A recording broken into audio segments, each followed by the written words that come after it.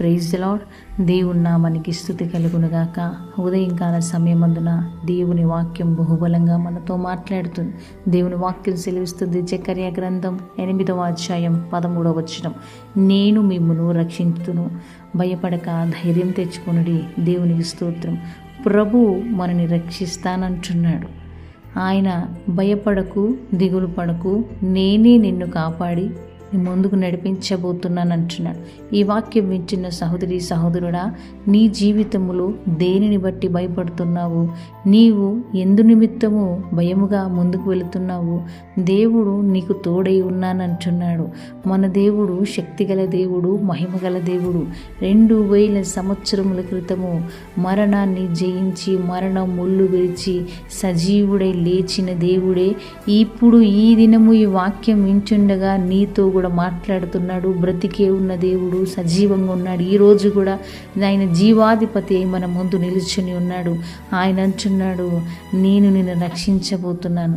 ఏ రోగములు నిన్ను వేలుతున్నాయో, ఏ బాధలు నిన్ను బాధిస్తున్నాయో, ఏ బంధకములు నీ చుట్టూన్నాయో వాటన్నిటిని తెంచివేసి వాటి నుంచి నిన్ను రక్షిస్తాను. నువ్వు దేనికి భయపడకుండా ధైర్యం తెచ్చుకో. ఎందుకు భయపడుతున్నావు? దుష్టుడు ప్రతి విషయాన్ని నీ ముందు చూపిస్తూ నిన్ను భయపడిస్తూ, నిన్ను బాధిస్తూ, నిన్ను అనవసరంగా భయంకరమైన పరిస్థితిలోకి తీసుకెళ్తూ ఉంటాడు. మనము దుష్టుడి మాటలకు భయపడతా ఉంటాం. దుష్టుడి మాటలకు భయపడి కృంగిపోయి ఆ శ్రమను, ఆ సమస్యను పెద్దగా చేసుకొని ఇంత భయంకరమైన కష్టం నుంచి నేను ఎలా బయటపడాలని ఆలోచిస్తూ ఉంటారు. అయితే దేవుని వైపు నువ్వు చూసినప్పుడు నీ జీవితంలో ఆ అనారోగ్యము, ఆ శ్రమ, ఆ బంధకము, ఆ భారమైన పరిస్థితులు కనబడవు. దేవుని వైపు నువ్వు చూస్తే అవి చాలా చిన్నవిగా చేసి దేవుడు వాటన్నిటిని అణిచివేసి ముందుకు నడిపిస్తూ ఉంటాడు. అందుకే ప్రభు అంటున్నాడు, ఈ ఉదయంకాల సమయం అందున భయపడకుండా ధైర్యం తెచ్చుకో. నీ లైఫ్లో ఏం చేయాలో, ఎటు నడిపించాలో, నిన్ను ఎలా ఆశీర్వదించాలో, నిన్ను ఎలా ఉన్నత స్థితికి నడిపించాలో, నీకు స్వస్థత ఎలా జరగాలో, నువ్వు ఎటువైపు మార్గంలో నడవాలో, నువ్వు ఎలా ఆశీర్వదించాలి పడడానికి ముందుకు నడవాలో దేవుడు అన్నిటిని బట్టి నీకు ధైర్యాన్ని ఇచ్చి రక్షించి ముందుకు నడిపిస్తాను అంటున్నాడు. అన్నీ ఆయన ఎరిగిన దేవుడు, సమస్తం ఆయనకు తెలుసు. ఈరోజు ఏ బాధతో నువ్వు ఈ వాక్యం వింటున్నావు సహోదరుడా?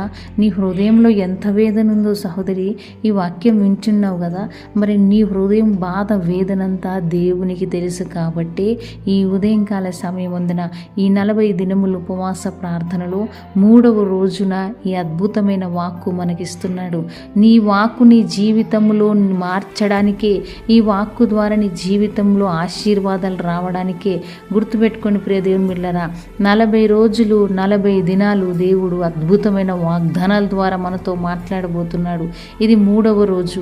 ఈ 3వ రోజు కూడా ఈ బలమైన వాగ్దానం ద్వారా దేవుడు మాట్లాడినాడు. ప్రతిరోజు ఒక్కొక్క బలమైన వాగ్దానం నీ జీవితంలో నెరవేర్చుటకు ఆయన ముందుగానే సిద్ధపాటు చేసి ఉన్నాడు. కాబట్టి దేనికి భయపడకు, నిన్ను రక్షించి కాపాడుతానంటున్నాడు. నేనే మిమ్ములను రక్షిస్తాను, భయపడకు, ధైర్యం తెచ్చుకునుడి అంటున్నాడు. దేవుడు రక్షించి కాపాడి ఆ పరిస్థితి నుంచి నిన్ను విడిపించి నిన్ను ఆశీర్వదించబోతున్నాడు. అటువంటి కృపాదేవుడు మనందరికీ దయచేయునుగాక. ఆమేన్. పరిశుద్ధుడా, జీవం కలిగిన తండ్రి, నీకు స్తోత్రం. ఈ బిడ్డలందరినీ కూడా ఏ పరిస్థితిలో ఉన్నారో వారిని విడిపించి రక్షించి ముందుకు నడిపించమని నీ నామానికి మహిమ చెల్లిస్తూ యేసు నామములో అడుగుచున్నాం తండ్రి. ఆమేన్.